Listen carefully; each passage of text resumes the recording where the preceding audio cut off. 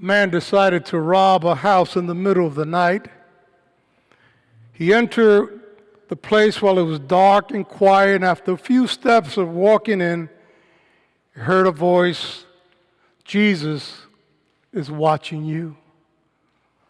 The man freaked out, and he heard it again, "Jesus is watching you."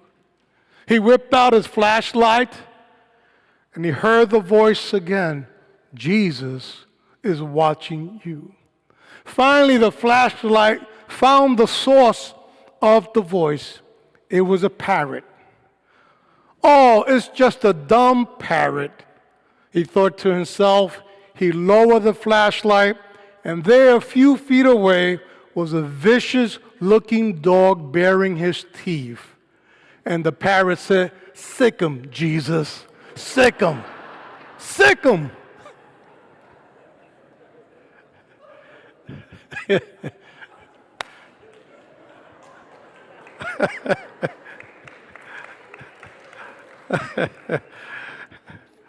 Well, we serve a Jesus, but not that kind of Jesus. Everyone has problems in life. Problems is defined as a matter or situation regarded as unwelcome or harmful, needing to be dealt with or overcome. Some of our problems are caused by us. Others are caused by others and just circumstances of life. Problems, hardship, they come with living. There are problem solvers, and then there are problem makers, creators of problems. There are people who find solutions for the problem, and there are people who find a problem in the solution. But how you deal with problems and how you respond to problems and how you face problems can either defeat you or develop you, depending on how you respond. And as people and as followers of Jesus, not the dog, as followers of the Lord, we learn through scriptures that God has a purpose behind our problems, behind our hardships. And that's kind of difficult to kind of understand and grapple with. I want to begin a sermon series entitled, "Why Problems Are Good for Us." And I know that if we have a choice, we would not choose problems. I think I'm not alone with that. I don't like problems any more than you like problems. But the truth is that without adversity, suffering, trouble, problem, there is no faith development. There is no personal development. There is no relationship development. There is no business expansion. There is no career development. We grow through these challenges as people, as a church, as a community, as a professional, and so on. Today I want to talk about how God uses problems in our lives, one of several sermons to come. Our sermon text is Romans 5, 3 and 4. I want to read the NIV, and then I'll read the New Living Translation. "Not only so, but we glory in our suffering, because we know that suffering produces perseverance, perseverance, character, and character, hope." The New Living Translation puts it this way: "We can rejoice, too, when we run into problems and trials, for we know that they help us develop our endurance. Endurance develops strength of character, and character strengthens our confident hope of salvation." Paul was no stranger to problems and sufferings and hardship and trouble and adversity. He spent 2 Corinthians 11, chapter 11, 24 to 27, one of several verses you find in New Testament writing where he explains some of the hardship that he's going through. He talks about receiving 40 lashes minus one, 3 times beaten with rods, shipwrecked 3 times as well, face danger in all kinds of different settings, and face personal challenges and hardship from different communities of faith. He always was facing some kind of hardship. He talks about having sleepless nights, and being hungry and thirsty, often without food and clothing and naked, and much more. And we know that Paul ended up in prison. And we know that through history, that due to his faith and as an ambassador of the faith, his life was taken and was killed for the gospel. In this text, he says we can rejoice in our suffering. That is a bold statement. I mean, when was the last time you said to someone, I'm having some real challenges, but I am rejoicing? It just doesn't come out of our lips that easy. Because by human nature, we don't want problems. I don't know about you, but the older I get, the less problems I want. Right? Fact. We've had enough. Who wants more? But you cannot experience the fullness of life without the power of adversity and challenges day in, day out. Some people who are still working know that Monday is one of the hardest days to go back to the office. But by Friday, everybody's rejoicing. Ain't it? The irony. Paul tells them to rejoice. He calls them to joy. Because the troubles of life will help them develop the power of endurance and character and the hope, the confident hope of salvation. He outlines this movement of going from suffering into that place of hope. Problems and sufferings produces endurance. When we're going through difficult hardships, if we keep our eyes and faith in God, we do discover strength and the power to get through it. In itself, it's a mystery, but all of us who've been there, somehow, when we get through it, we've learned to be much stronger. Leaning into God and His presence gives us the inner fortitude to live one day at a time, because that's all you can live in good days and in bad days. You can't live no more than today, the only day we have. Learning to endure through and beyond problems is the process. The longer we stick with it, the longer we change our perspective and attitude, the stronger we become, and we discover the power of endurance. You see, when you're dealing with problems and hardships and adversity and sufferings, depending where you're at, of these, there are different elements, but they all bring some kind of trouble upon us. We relied in God and not on our own capabilities and abilities.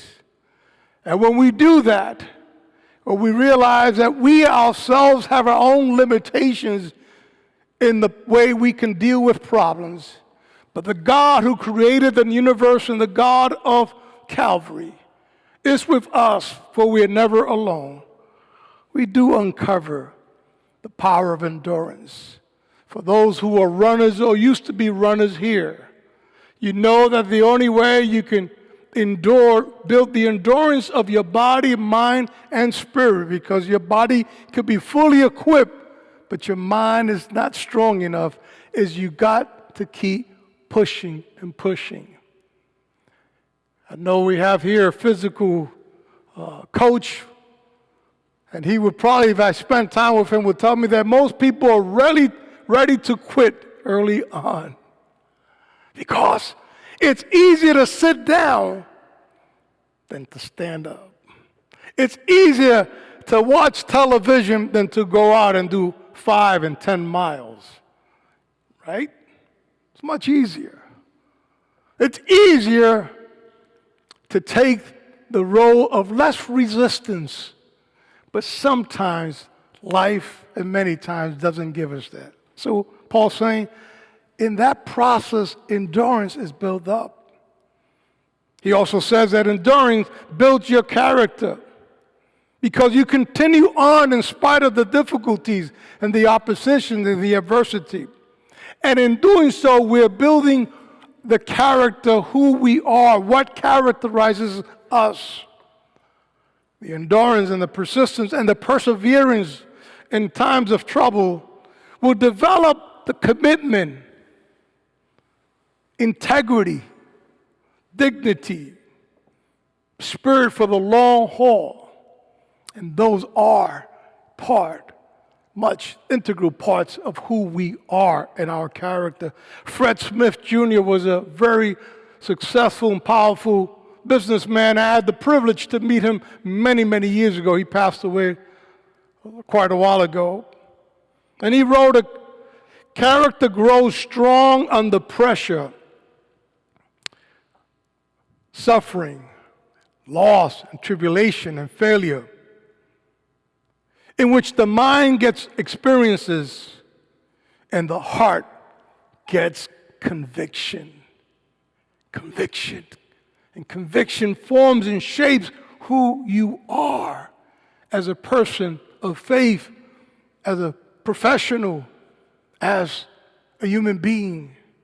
And it is in this process that the longer you endure the troubles, the stronger you get and your character is built up. That's why, as some of you have gotten older, you have a different way of looking at your challenges. Why? Because you've been there. As I like to say back home in New York City, we used to say, I've been around the block several times. More than I wanted. But in doing so, you gain insight and experience that help you to shape your character. And you learn, instead of just responding with anger and frustration, which is okay when you do, you step back and say, okay, what is going on? And how do I approach it? And how do I respond to it? Because how we respond to it can defeat us or can develop us. And he says not only does endurance produces character, but character produces hope. You see, I think people who live through the best and worst of times, leaning on their faith in God, looking for the help needed, it's okay to ask for help. I know that's hard for some of us. Asking God is okay, and asking others, and here, your colleagues and your brothers and sisters. Those of us who lean on our faith, look for help, and trust God, we do become people of hope. And there's some people, and I know some of them here, that are the most optimist people you can find in the world. If I said the name Jerry Watkins, what do you think about him? When I think of Jerry, I think of a man who's always looking for the positive side of things. When I think of J.B. Shelton, who we've been praying for, when I call J.B. or visit with J.B., I leave the hospital filled with faith. I finish talking to him, and I'm renewed by his determination and his faith, and I'm glad I can use, and I can go on and use, and I don't want to leave out the women here. So I'll pick on one here. Karen Miller. Oh, my God. There's nothing she would not take on. Let's go get it. Let's do it. And I mention these because it's important to recognize that in the midst of us and all of you, and I could go on and listen, but I do it intentionally to know that in this congregation, there are men and women who stand with hope and faith. Oh, yes, including me. We have our moments, including the ones I've mentioned. We stand because our hope is built upon the deep reliance on the God of peace and grace. Relying not on themselves, and that's the key. It's not to rely on yourself, but to rely upon the God who Paul said raises the dead, to rely on the gifts he's given you, faith, hope, and love. So I close with this. We don't always understand why life is the way it is. We don't understand why some die young, much younger than they should, or go through some illnesses that just are perplexing, some illnesses that very few people even have them. But we know that problems and pain and suffering is part of living. And I think if I asked each of you, you probably would not trade having the opportunity to have been born and live in spite of all the challenges, because in life we also find beauty and grace. Most of us would prefer not to have our troubles, even though in listening to the sermon and really in taking a reflection within, you know that your life has become stronger and your character, and you develop many gifts because of the challenges you face in life, and we as a community of faith. Without the difficult challenges of life, we would not be the person that we are. I would not be the person, so let me speak for myself. But I think most of you would say, I am who I am because of all that I've been through in life. Alfred Russel Wallace, a botanist, lived about 150 years ago. One day, Wallace was observing the emperor butterfly that was seeking to get free from the cocoon. The scientists were struck by the little butterfly's painful struggle and length of time to become free. He wondered what would happen if I assisted in the process. And so he took his scalpel and he cut down the length of the cocoon. And he watched to see what would happen. And these are his exact words. The butterfly emerged from the cocoon, spread his wings, drooped perceptibly, and then died. You see, the butterfly needed the struggle. It needed the pain. It needed all the intense work. Otherwise, the juices would not be distributed into every square millimeter of his large, beautiful wings. Without all the pain, there will be no beauty, no color, no character, no life. In our lives, God uses our problems, our pain, our struggles to bring out the best and the beauty and the character in us. So this morning we are challenged to see the good in whatever struggles we're having, and to find and develop a spiritual perspective in this difficult and challenging times. And may the life challenges and problems deepen your conviction and faith in God, who's helping you to live with endurance, with character, and with hope.